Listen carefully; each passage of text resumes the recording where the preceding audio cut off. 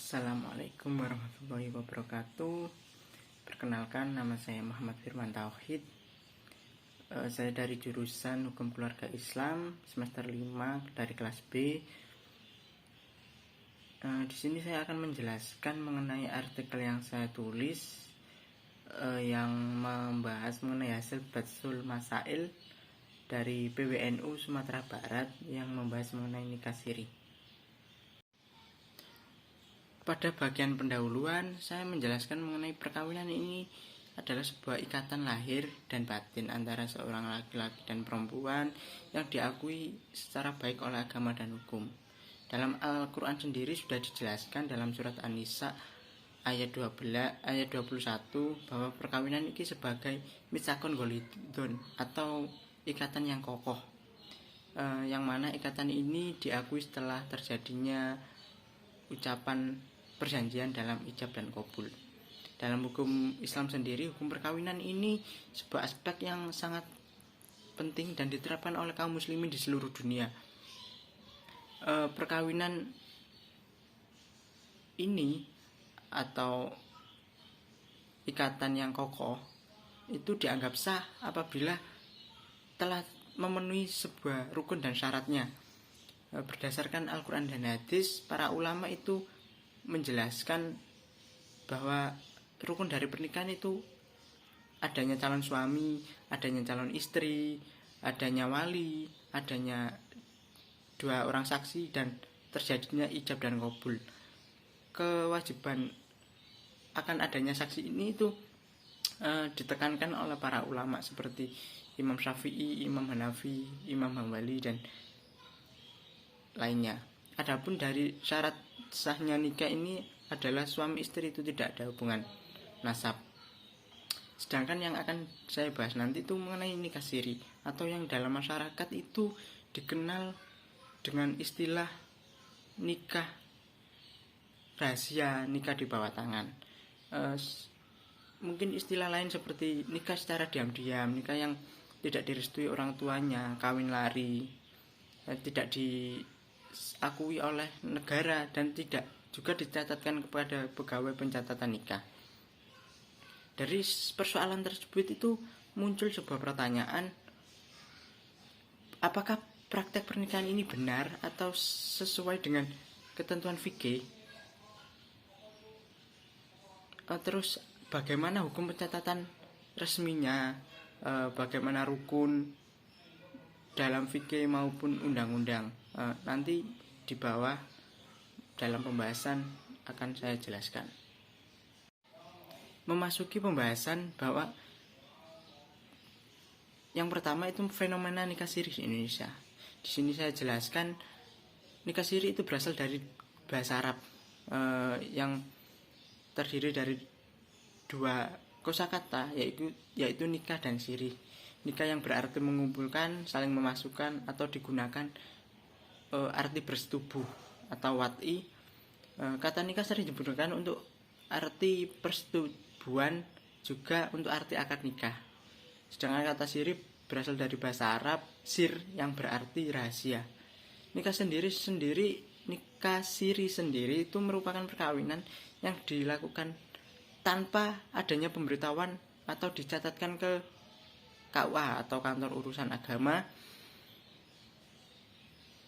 tetapi secara syarat perkawinan ini sudah memenuhi unsur-unsur dalam agama Islam, seperti adanya suami, adanya pasangan itu, adanya saksi, wali, ijab qabul, dan juga mahar. Menurut agama sendiri itu nikah siri ini hukumnya sah, tapi menurut hukum positif atau hukum Indonesia ini tidak sah. Pernikahan ini telah menjadi isu dan persoalan yang lama yang menjadi polemik hingga sekarang terhadap hukum pernikahannya itu sendiri, sah ataukah tidak. Masyarakat memilih pernikahan ini sebagai alternatif dengan alasan-alasan tertentu dari sudut hukum yang berlaku.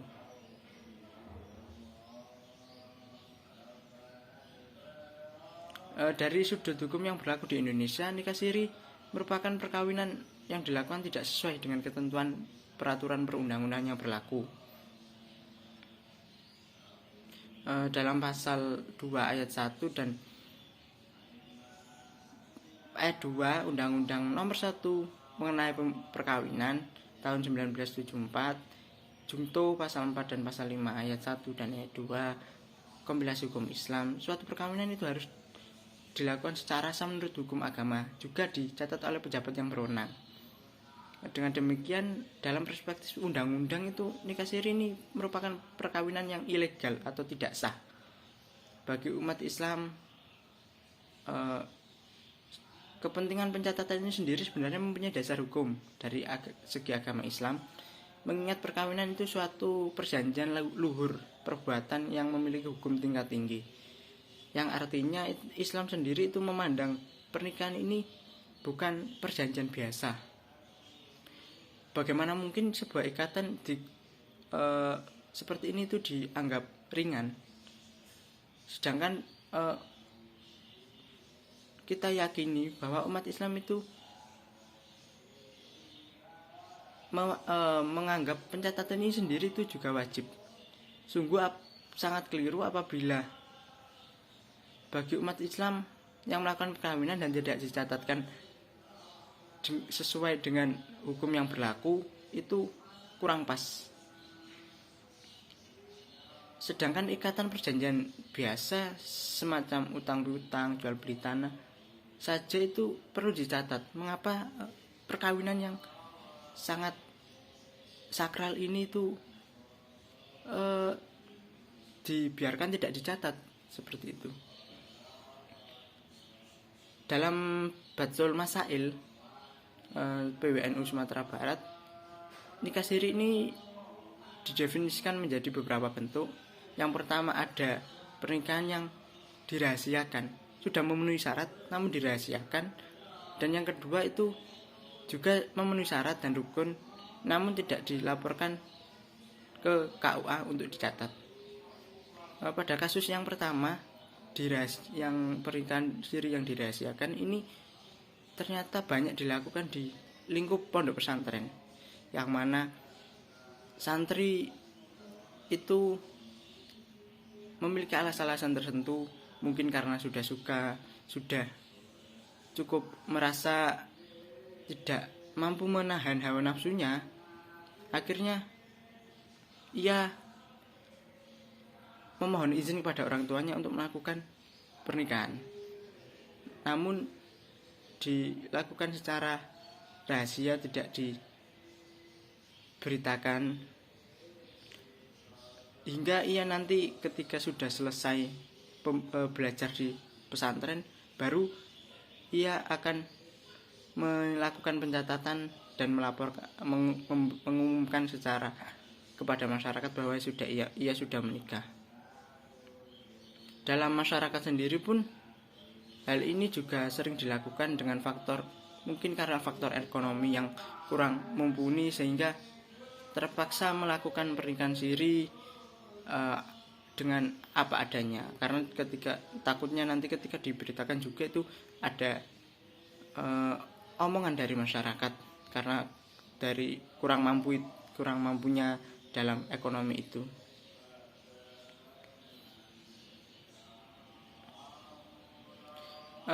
Mengenai analisis kaidah yang saya gunakan, saya menggunakan kaidah Darul Mafasid Muqaddam ala Masolih, yang mengartikan menolak kerusakan lebih utama daripada meraih kebaikan, yang mana efek dari nikah siri ini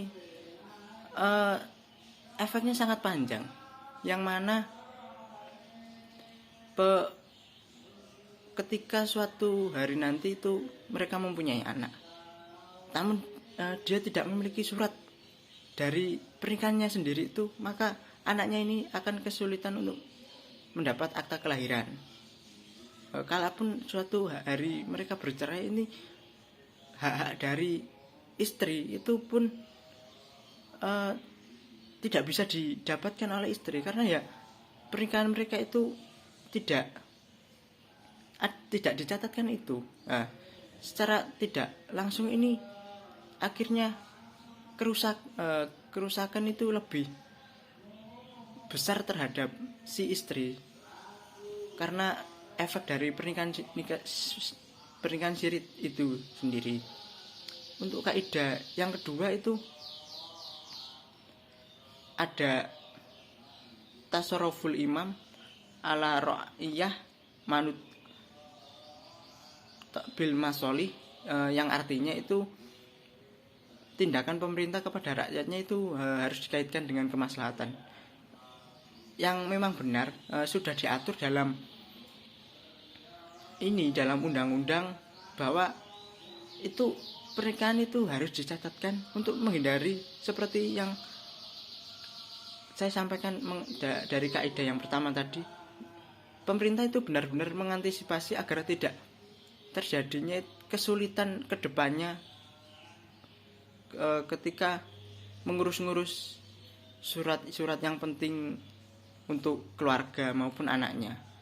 Jadi pemerintah itu sudah mewanti-wanti agar